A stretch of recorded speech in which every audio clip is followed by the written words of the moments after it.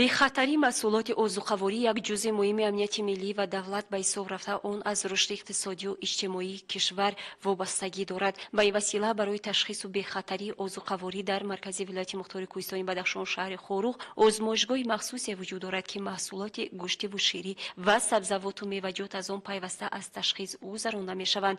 маркази таъминоти бехатарии озуқаворӣ мувофиқ низомномае ки аз тарафи кумитаи бехатарии озуқаворӣ назди ҳукумати ҷумҳурии Тоҷикистон таздиқ карда шудааст, фаъолият карда. вазифаҳои асосӣ маркази таъминоти бехатарии озуқаворӣ ин ҳифзи аҳолӣ аз маҳсулотҳои пастсифат, маҳсулотҳои чорводорӣ ва маҳсулоти растанипарварӣ мебошад. марказ дар ду самти асосӣ фаъолият мекунад. ин якум самти бойторӣ мебошад ва дуюмин самти фитосанитарӣ ва карантин ва тухмӣ. дар самти бойторӣ кормандон дар ҳудуди шаҳри Хорух ба ваксинатсияи ҳайвоноти хонагӣ дар мавсими баҳор ва тирамоҳ ҳатман ваксинатсияро мегузаронанд. бар зидди касалиҳои хатарноки буғумдар, бурселёзу, оспаю ва дигаро. дар соҳаи фитосанитарӣ карантин растӣ бошад. кормандон дар бозорҳо ва мағозаҳои шаҳри Хорух тозагии маҳсулотро месанҷанд. барои бехатарии озуқаворӣ дар озмоишгоҳи бозори шаҳри Хорух технологияи озиразамон фаъолият дошта, мутахассисон бо истифода аз таҷҳизоти муосир корро пеш бурда истоданд. кормандони марказ дар ин ҷо бемориҳои ҳайвоноти хонагӣ паррандаро аматарафа санҷида касалии онро муайян менамоянд, зеро касалии гуногуни ҳайвонот метавонад ба одам гузарад.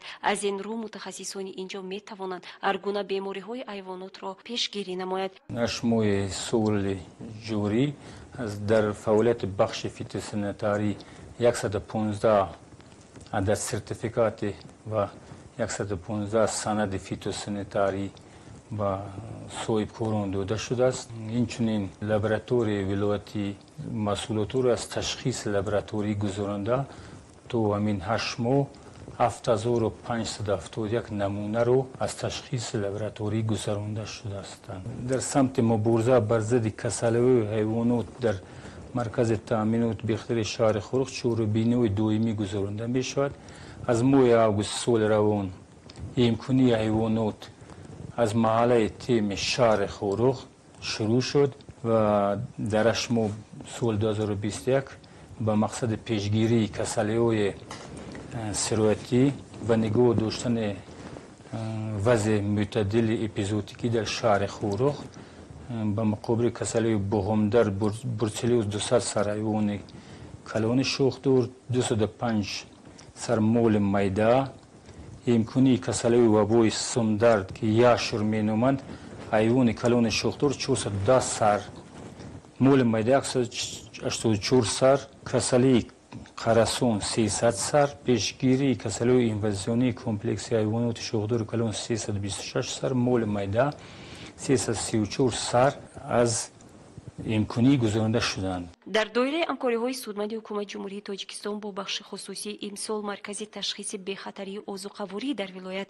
бо таҷҳизоти муосир ҷиҳозонида шуд. чунин дастгириҳо ба мутахассисон имконият медиҳад ки фаъолиятро дар озмоишгоҳҳои марказ ба таври лозимӣ барогузоранд ва дар беҳдошти сеҳатии омма саҳми худро гузоранд. кормандони маркази таъмини бехатарии озуқавории шаҳри Хорух пайваста маҳсулоти бозори шаҳри Хорухро аз ташхис гузаронда барои ба фурӯш гузоштан сертификати махсус бо муллати муайян шуда ба савдогарон медиҳанд.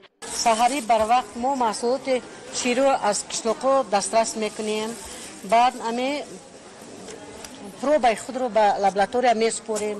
иҷозат диҳанд мо савдо карда мегирем.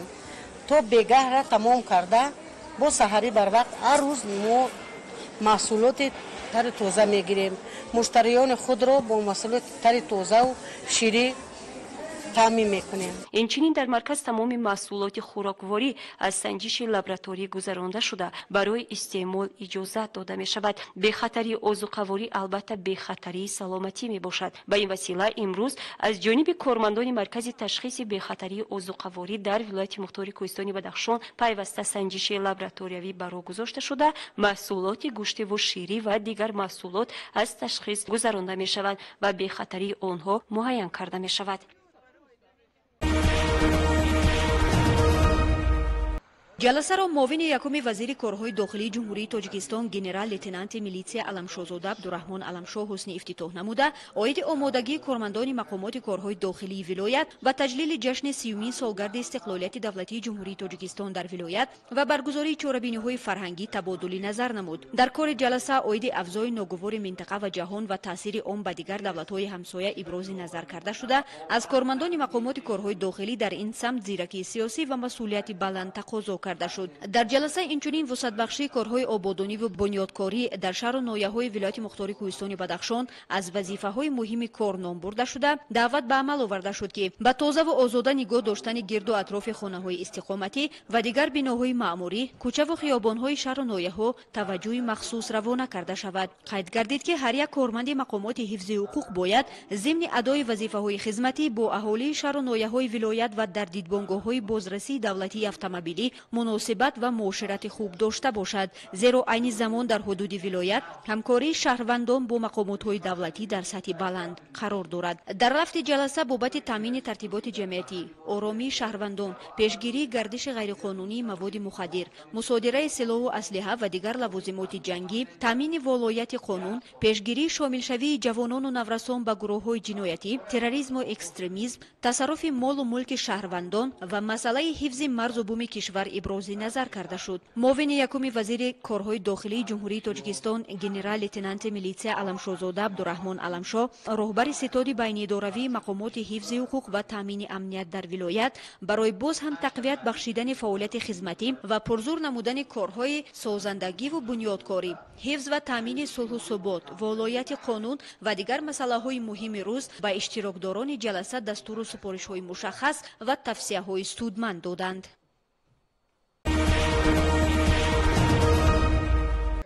همایش علمی در مرکز ولایت مختار کوهستان بدخشان شهر خاروق دوام 2 روز ادامه یافته. هیئت پروفسوران و اکادمیک و خادمان علمی وابسته به گوناگون نمودی بیولوژی اکوسیستم‌های کوهی پامیر وابسته به تغییریابی اقلیم تاجیکستان تحقیقات‌های علمی خویش را پیشنهاد گردانیدند. باعث تذکر است که تغییریابی اقلیم در تمام سیاره به مشاهده رسیده. در این سمت از جانب اهل علم کارهای تحقیقاتی وسیع برآمده شده است. کنفرانس مذکور نیز به این خاطر بخشیده شده با ابتکار اکادمی ملی علم‌های جمهوری تاجیکستان و انستیتوت بیولوژی پامیر روی دست آورده شد. در همایش عالمان و محققان اندیشه‌های خود را پیرامون این موضوع مطرح نمودند. گذراندن کنفرانس جمهوری در بدخشان یک فعال خیلی نیک است و این هم یک علامت دستاوردهای انستیتوت در سالهای سالی می باشد. خوشبختانه کنفرانسی که امروز در خروج می شود در آنجا متخصصان خیلی ورزیده جمهوری از دوشنبه، از خطلون، از سوخت و دیگر شهر و مؤسسه های علمی مملکت حضور دارند. یکی از پرابلم هایی که در اینجا محاکمه کرده می شود این گوناگونی بیولوژی مناطق کوهستان در شرایط تغییریابی اقلیم است. این مسئله خیلی مهم است و آن در تمام جهان در مؤسسه های علمی و عملی محاکمه کرده می شود.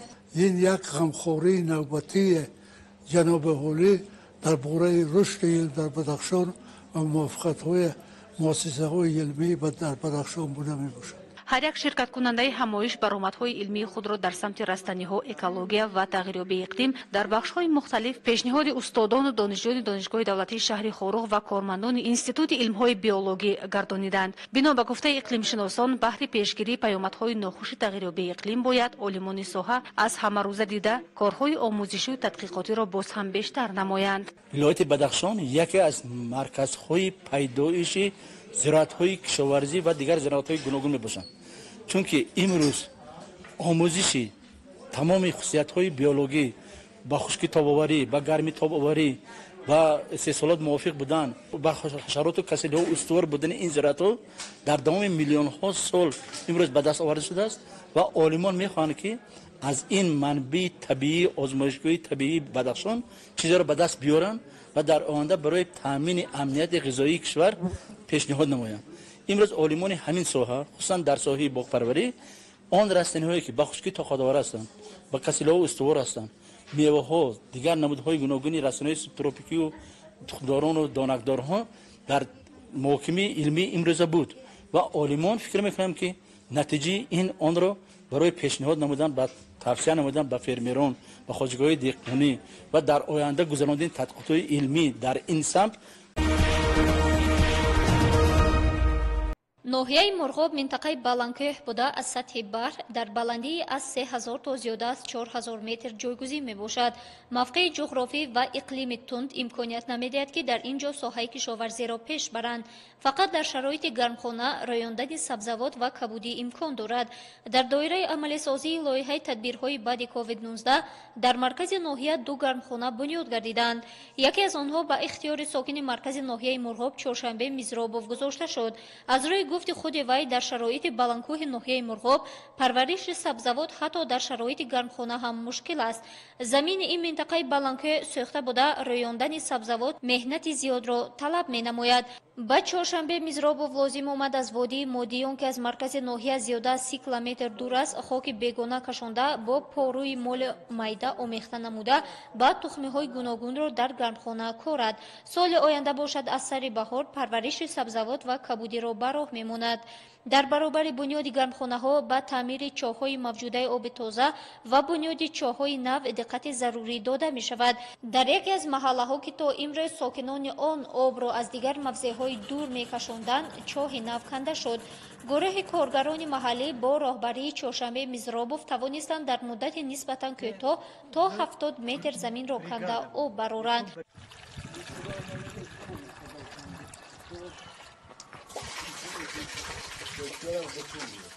чун яке аз омилҳои асосии пешгирии касалиҳои сирояткунанда мавҷудияти ҳаммон ба ҳисоб меравад, ин масъала аз доираи диққати мақомоти иҷроияи ҳокимияти давлатии ноҳияи мурғоб ва барномаи ҷонибдории инкишофи иҷтимоии манотиқи кӯҳистон берун намонд. дар ҳудуди касалхонаи марказии ноҳияи мурғоб ҳаммоми замонавӣ бунёд гардида истодааст. дар рӯзҳои наздик ҳаммом дари худро барои мизоҷон мекушояд. дар баробари маризон сокинони маркази ноҳия аз хизмати он бархурдор мегарданд. намудҳои гуногуни дарахтони мевадиҳанда барои истеҳсолот як саҳми худро мегузорад. зимни ҳамоиш олимон атрофи тағйирёбии иқлим дар шароити кӯҳистон ва дигаргуниҳои беширо мушоҳида карданд. ҳамин аст ки тағйирёбии иқлим ба маҳвшавии бархе аз растаниҳои нодир низ дар кӯҳистон оварда расонидааст. ходимони илмӣ аҳмад абдулламонов, азиз али, матлуба юсуфбекова, айнулло сафаралихонов вобаста ба гуногун намудии маҳсулоти маҳаллӣ, намудҳои гандуми бадахшони кӯҳӣ, дигаргуншавии иқлим, растаниҳои шифобахш ва бехатарии озуқаворӣ дар шароити кӯҳистонро мушахасан ба риштаи таҳлил кашиданд. масъалаи бисёр мушкили сайёра, яъне баланд рафтани ҳарорати кураи замин, тағйирофтани иқлим, бо кадом роҳҳо мо бояд дар оянда кадом чораҷӯиҳои илмиро ба ҷо биёрем ки мо аз ин офату аз ин паёдҳо камтар зарар бинем. ва дар ин раванди суҳбатҳо олимҳо баромад карданд ва гуфтанд ки масъалаи номери як, яъне ҳарчи тезтар баровардани навъҳои нави серҳосил ва тезпази зуратҳои кишоварзӣ мебошад ки онҳо ҳам кам обро талаб кунанд, ба касалиҳо тобовар бошанд ва дар як муддати кӯтоҳ ҳосили дилхоҳро расонда гиранд. дар ин самт олимони институти ботаника, физиология, генетикаи растанӣ, академияи миллиҳои илми торисton корҳои шонро гузаронда истоданд. дар бахшҳои кишту омӯхтани растаниҳои ғалладонагиҳо, пахта, картошка, сабзавотиҳо, лубиягиҳо ва ғайруҳо. ва хушбахтона олимони институт дар соли охир тавассути дастгирии ҳукумати тоҷикистон навъҳои серҳосили картошкаро ба даст оварданд. масалан нави картошкаи тоҷикистон ки ҳоло ҳам дар саросари ҷумҳурии тоҷикистон, дар минтақаи раштонзамин, дар зарафшон, дар дигар ноҳияи кӯҳистон парвариш меёбад و نه تنها در تاجیکستان اینچین در یک ناحیه‌های همسرحدی دولت اسلامی افغانستان و جمهوری همسایه ما قرقیزستان این نوع حال کشتکار کرده می شود و با این حرارت بلند با این مثلا کسری ها خیلی تاب‌آور است این نوع. در اساس امر اساسگذار صلح و وحدت ملی پیشوای ملت پرزیدنت جمهوری تاجیکستان محترم امامعلی رحمان با افتخار تجلیل سزاوار از جشن مقدس ملی 30 سالگی استقلالیت کامل وطن در سراسر مملکت آزمون نو جمهوریوی تحت عنوان علم فروغ معرفت اعلان گردید. آزمون مذکور با مقصد عملی سازی 20 ساله آموزش و رشد فن‌های طبیعت شناسی دقیق و ریاضی در ساحه علم و معارف برای سالهای 2020 2040 و از جهت رشد تفکر تکنیکی وسیع نمودن جهانبینی علمی دسترسی پیدا نمودن به تکنیک و تکنولوژی، اختراعکاری و نوآوری، پیوست علم با استحصالات، جلب بیشتر خوانندگان و دانشجویان و دیگر قشرهای جامعه به آموزش فن‌های طبیعت شناسی دقیق و ریاضی، اینچنین دریافت استعدادهای نو در این سمت اعلان گردید. در دور ولایتی آزمون جمهوریوی علم فروغ معرفت 275 نفر بهترین اشتراکداران دورهای شهری و ناحیوی اشتراک نموده، جهت سیقل دادن مهارت و دانش و استعداد در حضور هیئت حکمان برآمد می‌نمایند. دور ولایتی آزمون علم فروغ معرفت در مرکز معموری ولایت مختار کوهستانی بدخشان شهر خاروغ برگزار گردیده ایستاده است. باید کرد که از تمام شهر و ناحیه ولایت مختار کوهستانی بدخشان در آزمون در مجموع 273 نفر خوانندگان مؤسسه تحصیلات عمومی و آموزگاران در این آزمون فعالانه اشتراک می‌نمایند. اکثریت شاگردان ما با اسباب‌های تیار نموده خودشان به آزمون حاضر شدند و امروز آزمون در سطح بلند برگزار می‌گردد. من اطمینان کامل دارم که شاگردان ما در این آزمون غالب برآمده می‌شوند و در آزمون سطح جمهوریوی فعالانه اشتراک می‌کنند. پیش از آغاز دور ولایتی آزمون جمهوریوی علم فروغ معرفت، معاون رئیس ولایت مختار کوهستانی بدخشان نظیره امیر بگزاده، هیئت حکمان که از پایتخت کشور شهر دوشنبه برای بهاگذاری آزمون به ولایت تشریف آوردند، آنها را خیر مقدم گفت. قید گردید که با مقصد هرچی بیشتر جلب نمودن مردم به علم آموزی و از خود نمودن دانش‌های زمانوی با امر پرزیدنت جمهوری تاجیکستان در مملکت آزمون‌های زیاد اعلان گردیدند و آزمون نو جمهوریوی تحت عنوان علم فروغ معرفت در دایره عملی سازی 20 ساله آموزش و رشد فن‌های طبیعت شناسی دقیق و ریاضی در ساحه علم و معارف برای سال‌های 2020 2040 اعلان گردیده الکی تعداد معین خوانندگان مؤسسه‌های تعلیمی، آموزگاران دانشگاه و کالج طبی و دیگر قشر جامعه در آن اشتراک فعالانه دارد. آزمون از روی 7 نامیناسیون ماتماتیکا، اریتمتیکا، الگبرا، گئومتریا، نامیناسیون تکنولوژی اطلاعاتی، نامیناسیون فیزیکا، استرونومیا، نامیناسیون شیمیا، گئوگرافیا، بیولوژیا، بوتانیکا، زوولوژیا، آناتومیا و نامیناسیون اختراعکاری و نوآوری عبارت میباشد. معاون رئیس ولایت مختار کوهستانی بدخشان طلبات‌های نظامنامه را بار دیگر گوشرس اشتراکداران نموده، ایشان را با هیئت حکمان شناس نمود. من دولت و میرگانم خواننده صنف دی و لتوقخان این حال در اتاق قرار دارم که آزمون ولایتی علم فروغ معرفت برگزار خواهد کرد. البته که هیجان ما را فرا گرفته است، لیکن اطمینان کامل داریم و کوشش به خرج می‌دهیم تا به همه سوال‌های حکمان یا که آموزگاران خوب جواب دهیم و سزاوار جای‌های نمایان گردیم. اعلان گردیدن آزمون نو جمهوریوی تحت عنوان علم فروغ معرفت به عملی گردیدن یکی از هدف‌های کلیدی حکومت جمهوری تاجیکستان صنعت‌کنانی با صورت مملکت روانه گردیده. در این زمینه اختراعکاران نورز با لایحه‌های خود همچون متخصصان آینده خود را نشان داده در پیشرفت تاجیکستان و رشد صنعت کشور حصه‌گذار خواهند بود. عرض می‌دارد یک نفر آموزگار مؤسسه تعلیمی از ناحیه رشدقلعه. حکومت جمهوری تاجیکستان یکی از استراتژی‌های چهارم که صنعت‌کنانی مملکت می‌باشند قبول کردند و ما بخصوص در این روند برای تیار نمودن کارمندان سوی صنعت در جمهوری تاجیکستان کوشش به خرج می‌دهیم و ما آموزگاران فنی تکنولوژی مقصد گذاشتیم که تکنولوژی‌های نوی را به کار داریم که در سطح جهانی باشند و برای پیشرفت جمهوری عزیزمون یک کمک رسونیم. آزمون جمهوریوی علم فروغ معرفت در سیمخانه‌های فنی مؤسسه دولتی مکتب پرزیدنتی برای خوانندگان بالالیاقت در شهر خروغ جریان گرفته، هر یک اشتراکچی از روی نامیناسیای خود در حضور هیئت حکمان مطابق طلبات‌های نظامنامه برآمد نمودند. در رفت آزمون برای بینندگان و تماشابینان اصول گیودرمانی را پیشنهاد می‌نماید و هدف چنین رویه را انتخاب نمودن من در آن است که در زمان حاضر در تمام داروخانه‌ها و در تمام قریب کره زمین بسیار داروها به فروش برآورده می‌شوند، ولیکن تمام قسمت زیادی آنها قلبکی میباشند و با نرخ گران به فروش برآورده می‌شوند. اگر ما به رسانه‌های محلی خودمان نظر اندازیم، از آنها استفاده بریم، هم به بودجه اهالی تاثیر مثبت خود را می‌رساند و هم به سلامتی ما یک فایده خوب را می‌رساند. در دور ولایتی آزمون جمهوریوی علم فروغ معرفت 41 نفر اشتراکچی در نامیناسیای متماتیک، 35 نفر فیزیک و استرونومی، 38 نفر نامیناسیای شیمی، 41 نفر بیولوژی، 39 نفر گئوگرافیا، تکنولوژی اطلاعاتی 38 نفر و 44 نفر در نامیناسیای اختراعکاری و نوآوری شرکت داشتند. از میان 275 نفر اشتراکچی 30 نفر آموزگار و دیگر اشتراکداران کسب و کار گوناگون را در بر میگیرند. حکمان دور ولایتی آزمون دانش و استعداد اشتراکداران را در شکل نظریوی و عملی نتیجه گیری نموده خالها را مقرر خواهند نمود. باید گفت که دوره ولایتی آزمون جمهوریوی علم فروغ معرفت دوام چند روز در مرکز ماموری ولایت مختار کوهستانی بدخشان شهر خروغ ادامه داشته، غالبان آزمون معین خواهند گردید.